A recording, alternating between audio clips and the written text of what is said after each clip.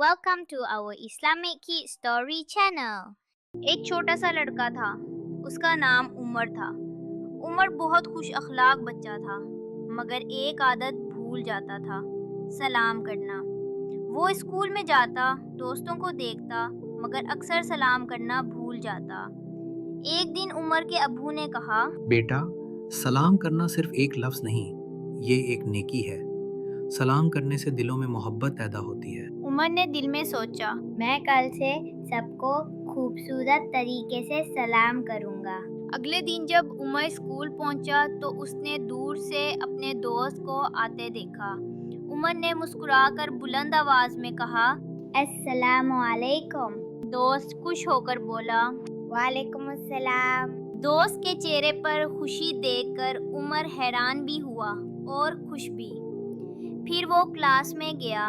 Teacher ने उसे देखा तो फौरन कहा, अस्सलामु अलैकुम। उमर ने फौरन जवाब दिया, वालेकुम सलाम टीचर। टीचर ने मुस्कुराकर कहा, उमर, रसूलुल्लाह सल्लल्लाहु अलैहि वसल्लम ने फरमाया है, जो सलाम में पहल करे वो अल्लाह का पसंदीदा बंदा है। ये सुनकर उमर के दिल में रोशनी सी फैल गई। उस दिन उमर ने स्कूल में सबको सलाम किया, दोस्तों को, गार्ड को, क्लास वाले बच्चों को, और हर कोई खुश हो गया। जब वो घर पहुंचा तो अम्मी ने कहा, उमर, तुम आज बहुत खुश लग रहे हो, क्या हुआ? उमर ने बताया, अम्मी, आज मैंने सबको सलाम किया और सब बहुत खुश हुए। मुझे दिल में बहुत सुकून मिला। अम्मी ने प्यार से कहा, बेटा, यही सलाम की बरकत है।